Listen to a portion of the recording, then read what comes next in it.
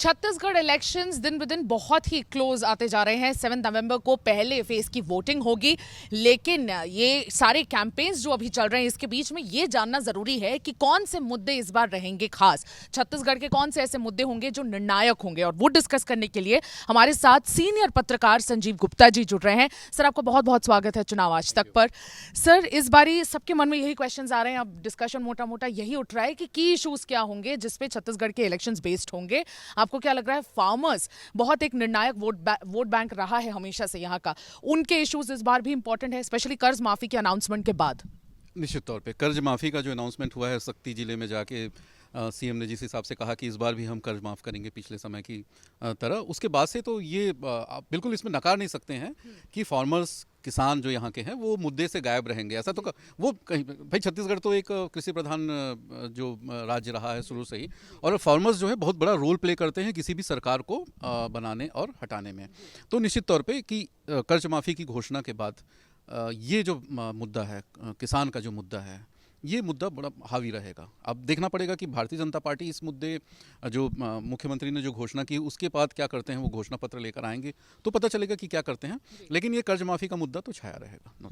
Sir, इसके अलावा unemployment जो कांग्रेस यहाँ पे क्लेम करती है 0.1% है, लीस्ट इन द कंट्री, उसके बावजूद आपको लगता है कि बेरोजगारी यहाँ पर एक मुद्दा रहेगा? अनएम्प्लॉयमेंट अलाउंस भी गवर्नमेंट ने इस बार बजट सेशन में अनाउंस किया था 2,500 रुपए प्रति माह का। आपको लगता है कि उसके बावजूद यूथ का ये एक बहुत बड़ा मुद्दा रहेगा? और पीएससी स्कैम जो कह रही है बीजेपी, एलिज्ड पीएससी स्कैम, उसके अब दोनों, आपको लगता है ये दोनों मुद्दे कहीं ना कहीं यूथ को प्रभावित करेंगे? देखिए, यूथ का जो मामला होता है ना कि अगर किसी व्यक्ति से, किसी नौजवान से पूछे कि आपको क्या चाहिए, तो अगर नौकरी चाहिए तो वो सरकारी नौकरी कहता है। पूरे देश भर में आप चले जाइए तो नौकरी में है, मतलब वो सरकारी नौकरी में। प्राइवेट जो नौकरी है, जो निजी क्षेत्र में जो नौकरियां होती हैं, उसको वो जनरली नहीं मानता है। वो कहता है कि जब तक मुझे सरकारी नौकरी नहीं मिलेगी, मैं पीएससी की तैयारी कर रहा हूँ, फिर मैं ये कर रहा हूँ, वो कर रहा हूँ, मुझे और भी किसी दूसरे क्षेत्र में चाहिए, तो लेकिन वो सरकारी नौकरी को ही वो अपनी नौकरी मानता है। तो वो जो है, अगर कहीं आप बहुत ज़्यादा लोगों को सरकारी नौकरी नहीं दे पा रहे हैं, चाहे वो केंद्र सरकार की बात हो, राज्य सरकार की बात हो, तो वो स्वाभाविक सी बात है, नौजवानों पे वो असर तो करता है।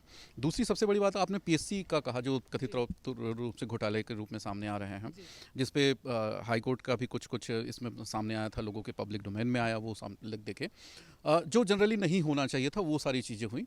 तो निश्चित तौर पे कुछ हद तक वो युवकों को, यहाँ के नवयुवक हैं, उनको प्रभावित किया है, जो नौकरी चाहते थे, जो अपने आप को कहीं देखना चाहते थे किसी रूप में, तो उनको लग रहा है कि हाँ भाई, हमारे साथ ऐसा कुछ हुआ है ऐसे करके।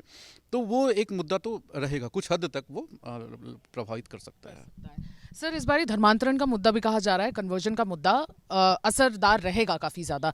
उसकी बात करें तो एक धर्मांतरण है और एक हिंदुत्व कार्ड, आपको क्या लग रहा है सर, ये दोनों कितने बड़े मुद्दे रहेंगे और कहाँ कहाँ रहेंगे छत्तीसगढ़? वो कुछ पॉकेट्स में है। पूरी तरह छत्तीसगढ़ में मुझे नहीं लगता कि धर्मांतरण के मुद्दे, बस्तर के कुछ एरिया में जहाँ पे ये चीज़ें आ रही हैं, और ये जो आप जो हिंदुत्व का मुद्दा कह रहे हैं, जिस हिसाब से यहाँ पे साजा में इन लोगों ने जो घटना हुई थी, बीरनपुर की घटना हुई थी, और उसमें जिसमें एक मृत्यु हुई थी, एक बच्चे की दुखद मृत्यु हुई थी, उसके बाद उनके पिताजी को जिस हिसाब से भारतीय जनता पार्टी ने अपना उम्मीदवार बनाया, हालांकि उसके खिलाफ एक बहुत बड़े ताकतवर मंत्री यहाँ के चुनाव लड़ रहे हैं, लेकिन मुझे ऐसा लगता है कि थोड़ा सा एक मुद्दा जो है हिंदुत्व को लेकर वहाँ पे हो रहेगा। कंवर्धा में जो सीट है, जो मंत्री मोहम्मद अकबर की जो सीट है, जिस हिसाब से वहाँ पे भी जो घटना हुई थी और वो सारी चीज़ें हुई थी, उनको भारतीय जनता पार्टी ने वहाँ से उम्मीदवार बनाया।